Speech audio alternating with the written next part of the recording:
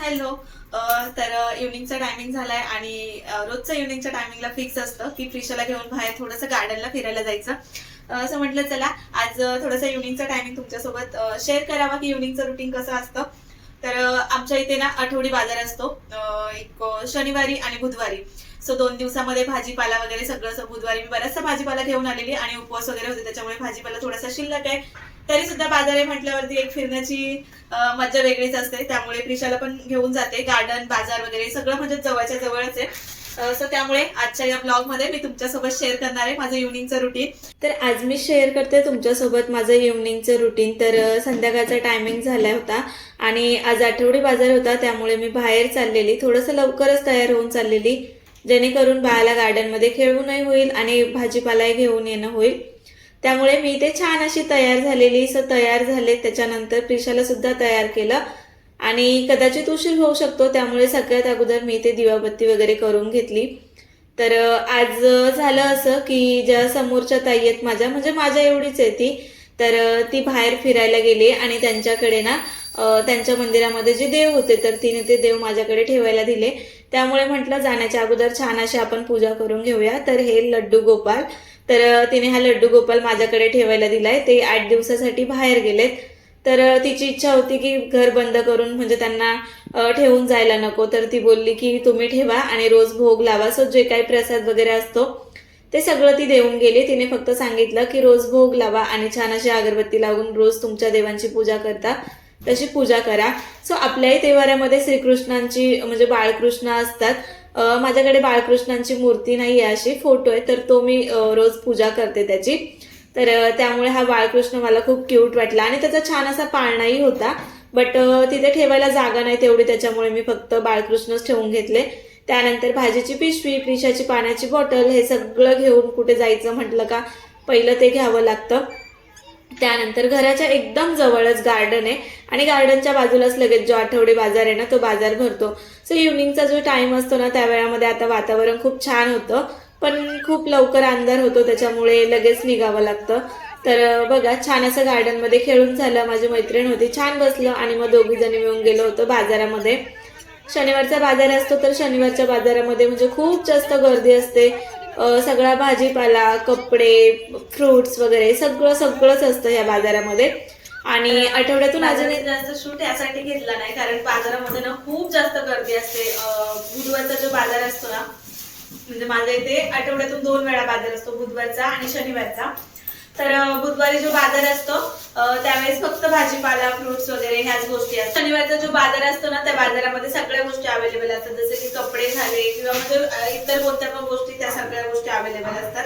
तर भाजीपाला घेऊन आले सगळं, शिमला, टोमॅटो, बुधवारी बरेचसा भाजीपाला घेऊन आलेली मी. त्यानंतर वटाणा पण आता बऱ्यापैकी स्वस्त झालाय आमच्याकडे ना. वटाणा आता 40 रुपये किलोनी भेटला, त्याच्यामुळे घेऊन ठेवला. मला आता सँडविच बनवायचे, मग त्याच्यासाठी चटणीसाठी पुदिना, सोबतच काकडी, टोमॅटो आणि शिमला मिरची हे सगळं घ्यायचं होतं. बाकी भेंडी, घेवडाची म्हणजे शेंग वगैरे, ते फरसबी वगैरे ते घरामध्ये आहेत. 2-3 भाज्या, परत बुधवार येतोच आहे, त्याच्यामुळे एवढी शॉपिंग केली. आणि बॅग आणली. मला खूप दिवसापासून इच्छा होती अशी एक हँड बॅग घ्यायची, कारण मी ना असं जे पर्स वगैरे असतात ना तर त्या पर्स मी वापरत नाही, म्हणजे छोट्याच्या हँडबॅग असतात ना त्याच वापरते, अशी मोठी पर्स कधीच वापरली नाही. त्याच्यामुळे कशी दिसेल काय ह्यासाठी कधीच घेत नव्हती. पण आता बाहेर जाताना प्रिशासाठी म्हणजे एक ड्रेस, डायपर, बॉटल वगैरे असं काहीतरी बसेल त्याच्यासाठी मस्त अशी एक बॅग घेतली. मी बनवणारे सँडविचची रेसिपी पण तुमच्यासोबत मी शेअर करेन, त्यामुळे व्हिडिओ कंटिन्यू करा.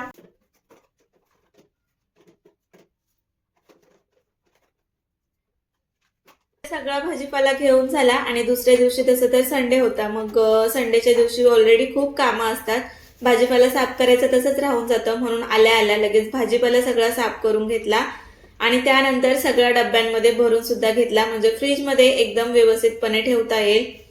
नाहीतर मग खूप कंटाळा येतो आणि तो भाजीपाला 2-3 दिवस तसाच राहून जातो, कारण संडेला ऑलरेडी उशिरा उठायचं, नाश्ता, जेवण यामध्येच खूप टाइम जातो, त्याच्यामुळे भाजीपाला साफ करायला टाइमच भेटत नाही. तर पुदिना वगैरे सगळं घेऊन आलेली, ती सगळं मी साफ करून ठेवलं, म्हणजे भाजीपाल्याचं काही टेन्शनच नाही. आणि त्यानंतर बॅग वगैरे जे काही आणलेलं ते सगळं वरती व्यवस्थित ठेवून दिलं, कारण कितीही पसारा उचलला ना तरी दिवसभर घरामध्ये खूप पसारा होतो, कारण प्रिशासारखं हे खेळणं काढ ते खेळणं काढ तिचं चालूच असतं. त्यामुळे त्यानंतर भाजीपाला सगळा व्यवस्थित ठेवून दिला आणि छान असं कचरा वगैरे पडलेला, त्याच्यामुळे सगळा कचरा मी झाडून वगैरे काढला, कारण मला आता जायचं होतं किचनमध्ये. सो आजचा मेनू होता फक्त सँडविच बनवायचं होतं मला. तर त्यामुळे असं वाटलं होतं की फक्त सँडविचच आहे तर लवकर बनवून होईल, पण अजिबात नाही. अशा काही छोट्याशा वस्तू बनवायच्या असतील ना, म्हणजे एकच असं काही पदार्थ बनवायचा असेल ना, तर किचनमध्ये खूप जास्त पसारा होतो. आता तुम्ही इथे पाहू शकता की आता ह्या 4-5 प्रकारच्या भाज्या, चटणी आणि ब्रेड वगैरे, सो हे सगळं किचनवरती खूप जास्त पसारा होऊन जातो आणि भांडीही खूप पडतात. पण ठीक आहे, चला, बाहेरचं खाण्यापेक्षा घरामध्ये बनवून म्हणजे जास्त क्वांटिटीमध्ये खाऊ पण शकतो आणि पौष्टिक पण असतं. त्यामुळे बऱ्याचदा शेवपुरी, पाणीपुरी किंवा सँडविच वगैरे हे जे काही स्नॅकचे पदार्थ आहेत ते मी घरीच बनवत असते. म्हणजे बाळालाही खायला होतं आणि आम्ही पोटभर खातो. त्यानंतर इथे मी छान चटणी वगैरे बनवून घेतलेली, बटाटे पण पहिले शिजवून घेतलेले आणि आता मला जे काही भाज्या होत्या ना त्या सगळ्या कट करायच्या होत्या. काकडी, शिमला मिरची, टोमॅटो आणि कांदा. सो ते सगळं मी इथे चिरून घेते, जेणेकरून प्रिशाचे बाबा येण्याच्या अगोदर ही सगळी माझी तयारी होऊन जाईल. कारण ते आल्याच्या नंतर 5 मिनिटाचं काम असेल ना, तर त्या कामासाठी 10 मिनिट लागतात. त्यामुळे मी अगोदरच इथे तयारी करून ठेवायचा प्रयत्न करत होते. सो सगळी इथे तयारी झाली आणि मला मसाला सँडविच बनवायचे होते, त्यामुळे मला बटाट्याची भाजी देखील बनवून घ्यायची होती. तर इथे मी लगेचच भाजी वगैरे बनवून घेतली, म्हणजे आल्याच्या नंतर गरम गरम सगळं बनवून लगेच खायला घेता येईल. त्यामुळे तर मी इथे बटाट्याच्या भाजीसाठी फोडणी देते.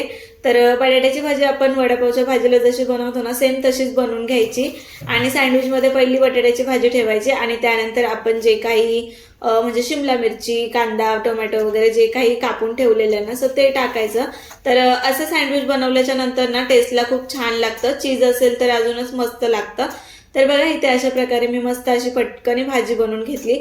आता जितक्या स्पीडमध्ये मी तुम्हाला दाखवते ना, तितक्या स्पीडमध्ये मी म्हणजे पटापट करायचं चाललेलं, कारण भाजी साफ करता करता मला ऑलरेडी खूप उशीर झालेला आणि पटापट यासाठी बनवत होते कारण प्रिशाचे बाबा त्यांचा यायचाही टायमिंग झालेला आणि प्रिशाला पण मी झोपून ठेवलेलं, म्हणजे झोपवलेलं, ती दिवसभर झोपली नव्हती त्याच्यामुळे.